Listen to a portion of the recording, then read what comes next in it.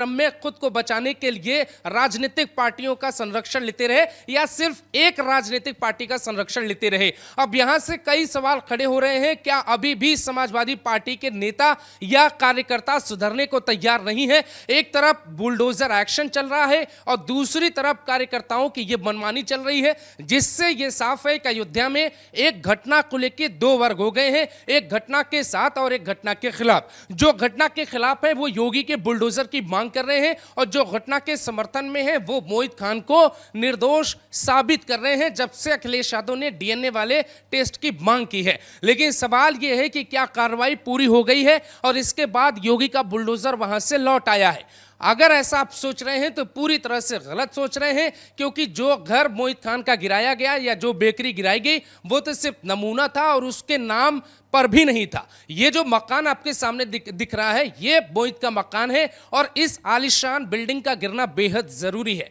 हालांकि यहाँ पे आप रास्ता देखेंगे तो थोड़ा छोटा है और प्रशासन इस बात की कोशिश कर रहा है कि कैसे वहां के आसपास के मकानों को खाली करवाया जाए और मोहित का ये जो आलीशान घर है उसे गिरवाया जाए। इस आरोप में जो दो नए आरोपी जुड़े, मतलब पहले दो आरोपी थे, एक राजू खान एक मोहित खान, उसके बाद दो आरोपी और जुड़े जो अस्पताल में जाके धमकी देते हैं, जिसमें एक राशिद है एक राणा है, और इसके बाद एक आरोपी और जुड़ता है जो तीसरा होता है जो अस्पताल के भीतर नहीं गया था, लेकिन प्रशासन ने अज्ञात में उस व्यक्ति का नाम एफआईआर में लिखा था। तो पूरा प्रकरण अब जो है बाहर निकल चुका है और अखिलेश यादव इस पूरे मसले को हिंदू मुस्लिम बताने की कोशिश कर रहे हैं। हालांकि अयोध्या के जो सांसद हैं अवधेश पासी, उनका बयान आ गया है, आपको सुनवाते हैं।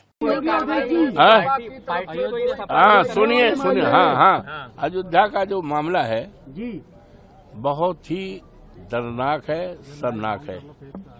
और पीड़िता के साथ समाजवादी पार्टी पूरी तरह से खड़ा है। समाजवादी पार्टी की मांग है, अरे सुन लो भाई, अरे सुन लो, जो भी आरोपी है, जो भी कल्प्रिट है, उसके खिलाफ कानून में जितनी कड़ी से कड़ी सजा हो,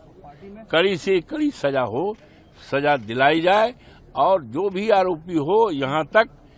उसको फांसी दिलाई जाए। और हाँ, पार्टी बता रहे हाँ, सुनिए,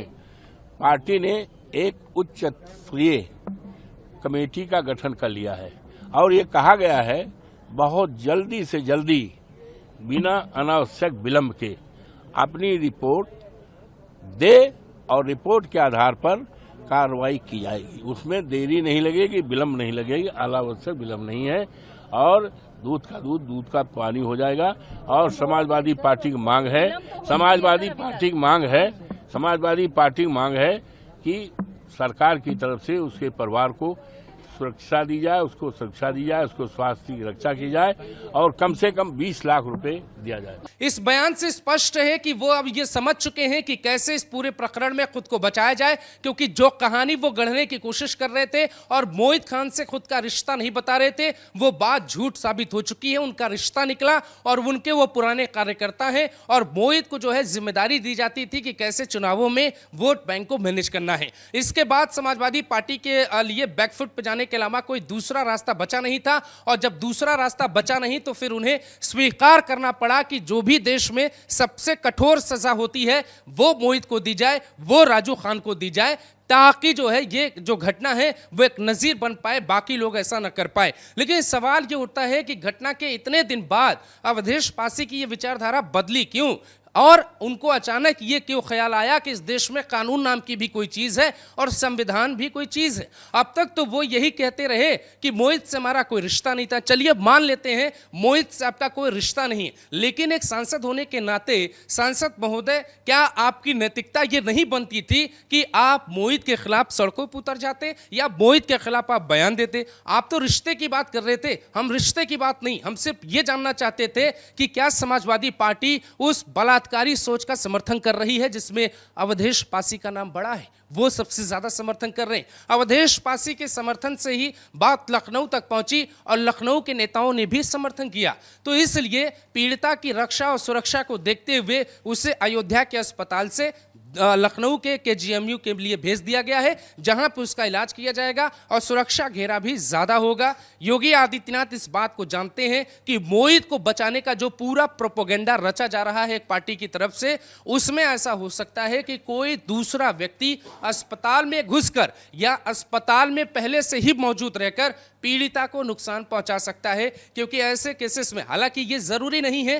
कि अगर पीड़िता का अब बयान दर्ज नहीं होगा तो केस कमजोर पड़ जाएगा। ऐसे बयानों में, केस में अगर एक बार बयान दर्ज हो जाता है तो दूसरी बार अगर बयान ना भी मिले किसी स्थिति में तो उसे ही मान्य माना जाएगा जो पहला बयान दर्ज किया गया था। क्योंकि अस्पताल के भीतर महिला पुलिसकर्मी, महिला अधिकारी और महिला सुरक्षा कर्मियों के बीच प्रशासन जो है बयान दर्ज करता है और बयान स्पष्ट दर्ज हो चुका है। मोहित को कोई भी पार्टी, कोई भी नेता, कोई भी समाज या कोई भी व्यक्ति, कोई भी ताकतवर इंसान नहीं बचा पाएगा, क्योंकि पीड़िता का बयान पहले से दर्ज हो चुका है। समाजवादी पार्टी ये नौटंकी इसलिए करना चाहती है ताकि मोहित के नाम पर उसको वोट मिल पाए और शायद ये वोट बैंक की राजनीति है। 27 के चुनाव में मुसलमान एक तरफा समाजवादी पार्टी की तरफ जाएं जैसा लोकसभा चुनाव में किया। शायद इसी कोशिश की वजह से नैतिकता से समझौता करते हुए अखिलेश यादव ने मोहित का समर्थन कर दिया। 1 अगस्त को अयोध्या में जिस अस्पताल में उस पीड़िता का इलाज चल रहा है, वहां 2 संदिग्ध लोग गए थे जिनका नाता समाजवादी पार्टी से था। अब प्रशासन के पास यह खबर है कि हो सकता है कि नेताओं के संरक्षण में कोई ऐसा व्यक्ति या कर्मचारी अस्पताल के भीतर हो जो उस पीड़िता को नुकसान पहुंचा सकता है। इसीलिए अचानक उन्हें अयोध्या से ट्रांसफर कर दिया गया है और लखनऊ मेडिकल कॉलेज के लिए भेज दिया गया है, जहां पे सुरक्षा के तहत पीड़िता का इलाज किया जाएगा। अयोध्या में जो मोहित खान है और जो उसका सहयोगी राजू खान है, दोनों ने सोची समझी साजिश को अंजाम दिया और पूरे घटनाक्रम में खुद को बचाने के लिए राजनीतिक पार्टियों का संरक्षण लेते रहे या सिर्फ एक राजनीतिक पार्टी का संरक्षण लेते रहे। अब यहां से कई सवाल खड़े हो रहे हैं, क्या अभी भी समाजवादी पार्टी के नेता या कार्यकर्ता सुधरने को तैयार नहीं है? एक तरफ बुलडोजर एक्शन चल रहा है और दूसरी तरफ कार्यकर्ताओं की यह मनमानी चल रही है, जिससे यह साफ है कि अयोध्या में एक घटना को लेकर 2 वर्ग हो गए हैं, एक घटना के साथ और एक घटना के खिलाफ। जो घटना के खिलाफ है वो योगी के बुलडोजर की मांग कर रहे हैं और जो घटना के समर्थन में है वो मोहित खान को निर्दोष साबित कर रहे हैं, जब से अखिलेश यादव ने डीएनए वाले टेस्ट की मांग की है। लेकिन सवाल यह है कि क्या कार्रवाई पूरी हो गई है और इसके बाद योगी का बुलडोजर वहां से लौट आया है? अगर ऐसा आप सोच रहे हैं तो पूरी तरह से गलत सोच रहे हैं, क्योंकि जो घर मोहित खान का गिराया गया या जो बेकरी गिराई गई वो तो सिर्फ नमूना था और उसके नाम पर भी नहीं था। ये जो मकान आपके सामने दिख रहा है ये मोहित का मकान है और इस आलीशान बिल्डिंग का गिरना बेहद जरूरी है। हालांकि यहाँ पे आप रास्ता देखेंगे तो थोड़ा छोटा है और प्रशासन इस बात की कोशिश कर रहा है कि कैसे वहां के आसपास के मकानों को खाली करवाया जाए और मोहित का ये जो आलीशान घर है उसे गिरवाया जाए। इस आरोप में जो 2 नए आरोपी जुड़े, मतलब पहले 2 आरोपी थे, एक राजू खान एक मोहित खान, उसके बाद 2 आरोपी और जुड़े जो अस्पताल में जाके धमकी देते हैं, जिसमें एक राशिद है एक राणा है, और इसके बाद एक आरोपी और जुड़ता है जो तीसरा होता है जो अस्पताल के भीतर नहीं गया था, लेकिन प्रशासन ने अज्ञात में उस व्यक्ति का नाम एफआईआर में लिखा था। तो पूरा प्रकरण अब जो है बाहर निकल चुका है और अखिलेश यादव इस पूरे मसले को हिंदू मुस्लिम बताने की कोशिश कर रहे हैं। हालांकि अयोध्या के जो सांसद हैं अवधेश पासी, उनका बयान आ गया है, आपको सुनवाते हैं। सुनिए सुनिए। हाँ, अयोध्या का जो मामला है बहुत ही दर्दनाक है, शर्मनाक है और पीड़िता के साथ समाजवादी पार्टी पूरी तरह से खड़ा है। समाजवादी पार्टी की मांग है, अरे सुन लो भाई, अरे सुन लो, जो भी आरोपी है, जो भी कल्प्रिट है, उसके खिलाफ कानून में जितनी कड़ी से कड़ी सजा हो, कड़ी से कड़ी सजा हो, सजा दिलाई जाए और जो भी आरोपी हो यहाँ तक उसको फांसी दिलाई जाए। और हाँ, पार्टी बता रहे हाँ, सुनिए, पार्टी ने एक उच्च स्तरीय कमेटी का गठन कर लिया है और ये कहा गया है बहुत जल्दी से जल्दी बिना अनावश्यक विलंब के अपनी रिपोर्ट दे और रिपोर्ट के आधार पर कार्रवाई की जाएगी। उसमें देरी नहीं लगेगी, विलंब नहीं लगेगी, अनावश्यक विलंब नहीं है और दूध का दूध, दूध का पानी हो जाएगा। और समाजवादी पार्टी की मांग है, समाजवादी पार्टी की मांग है कि सरकार की तरफ से उसके परिवार को